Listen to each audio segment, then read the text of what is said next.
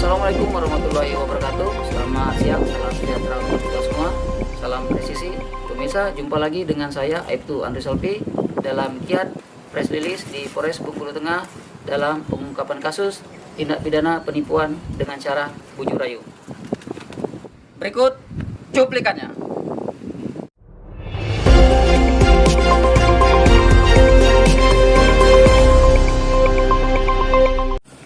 Pada hari ini kita akan melakukan kegiatan pengungkapan hasil kerja dari Polsek Tabak Penajung dan Satuan Reserse Kriminal Polres Bengkulu Tengah.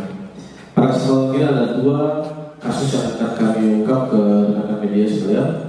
Yang pertama adalah pengungkapan sindikat penipuan toko bangunan, ya, yang pada kejadian itu sudah masuk dalam LP nomor 09 bulan Maret tahun 2023. Yang selanjutnya adalah kasus pengungkapan kasus sindikat pencurian kendaraan bermotor berdasarkan LP 18 bulan Februari 2023. Kasus yang pertama adalah kasus sindikat penipuan toko bangunan yang terjadi kejadian di Desa Ujung Karangtinggi.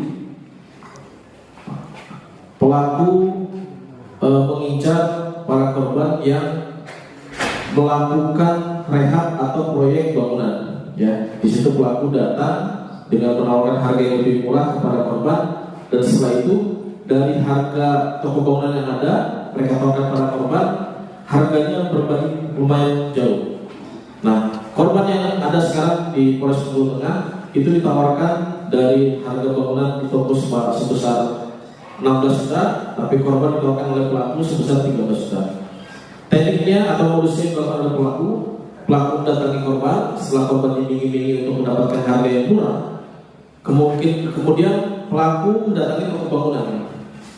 Jadi menipu juga toko bangunan sehingga toko bangunan percaya ketika barang akan diantarkan, mereka mempercayakan kepada toko bangunan dengan satu personil di truk yang akan mengirimkan bangunan tersebut.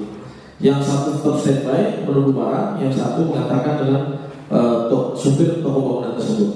Ketika supir sedang sibuk menurunkan barang bangunan, si pelaku yang satu langsung meminta dengan berpura-pura membawa nota, meminta kepada korban mana uangnya. Setelah diberikan, pelaku yang lain sudah siap dengan motor. Nah, ketika sopir selesai menurunkan barang, ketiga pelaku sudah kabur. Ya, sudah kabur dengan membawa uang hasil penipuan. Otomatis supir itu akan mempertanyakan kepada korban mana uang yang harus dibayarkan toko tersebut. Nah, si korban akan mengatakan bahwa tadi sudah dibayarkan dengan teman kamu yang sama-sama satu mobil. Dia bilang bukan. Ini bukan teman saya, ini orang bapak, bukan. Nah, disitulah terjadi perselisihan, dan setelah diungkap oleh Satuan Reserse Kriminal, didapat bahwa pelaku ini adalah sindikat karena mereka terus mencari. Pada saat penangkapan dilakukan di SPBU Sukaraja di Suluma, ya, itu di saat pelaku sedang mencari korban selanjutnya. Ya, memang mereka berputar mencari-cari. Jadi kalau di satu kabupaten mereka sudah bahasa kasarnya tercium, mereka akan kabur ke tempat lain. Kami masih mengejar LP yang lain di tempat lain, ya, nanti ketika ada kami akan koordinasi dengan polres-polres yang lain. Untuk pelaku sindikat penipuan toko bangunan dikenakan pasal 378, ya, dengan junto pasal 55 Kitab Undang-Undang Hukum Pidana, ancaman kurang lebih 4 tahun. Ya. Nanti para pelaku kami lakukan penahanan karena kawasan melarikan diri. Selanjutnya adalah pengungkapan sindikat pencurian kendaraan bermotor. Nah, kenapa kasus ini baru kita ungkapkan sekarang? Sedang kejadian di bulan Februari. Pelaku sindikat ini yang diketahui oleh Polres dan diungkap oleh Reskrim Polsek Tabak Penajung, itu pelaku kurang lebih sebanyak 2 orang. Untuk pelaku yang pertama ditangkap di rumahnya di desa. Iya, di wilayah Curug Selatan, ya, di wilayah Curug Selatan. Nah, pelaku bisa didapat menyembunyikan kendaraannya di perkebunan hasil dari pencurian tersebut. Sedangkan karena baru-baru ini terdapat penangkapan pelaku yang kedua, yaitu inisial CI di Polres Kepayang, jadi Polsek Pujanmas. Maka inilah pengungkapan yang kami lanjutkan dari pengungkapan yang sebelumnya sudah dilakukan oleh Polsek Kabupaten Nganjuk pada saat bulan Februari. Untuk ancaman pidana yang dilakukan oleh para pelaku sindikat curanmor ini, kami kenakan pasal 363 ayat 1 ke 4 Kitab Undang-Undang Hukum Pidana dengan ancaman penjara kurang lebih selama 7 tahun. Untuk barang bukti, rekan-rekan silakan bisa dilihat ya.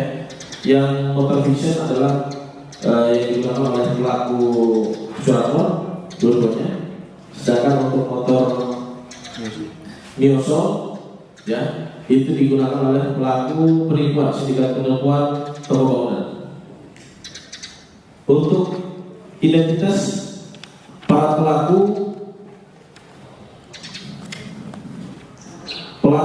sindikat penipuan toko bangunan berinisial SK berumur 64 tahun, yang kedua berinisial EI berumur 44 tahun, dan yang terakhir berinisial SD 38 tahun. Sedangkan untuk pelaku sindikat curanmor berinisial RA berumur 24 tahun, sedangkan saudara IJ di Polsek Pujanmas Kepayang lagi dalam proses. Ya, terima kasih kakak. Itu saja. Kalau ada pertanyaan lebih lanjut terkait masalah curanmor nanti dengan Pak Polsek, untuk masalah sindikat penipuan pembangunan nanti dengan Kasih. Terima kasih. Assalamualaikum warahmatullahi wabarakatuh. Demikian pemirsa, cuplikan press release yang dapat kami persembahkan dalam pengungkapan kasus tindak pidana penipuan dengan bujuk rayu. Semoga dapat bermanfaat. Ingat, setiap perbuatan pasti ada konsekuensinya. Berani berbuat, berani tanggung jawab. Wassalamualaikum warahmatullahi wabarakatuh. Salam presisi.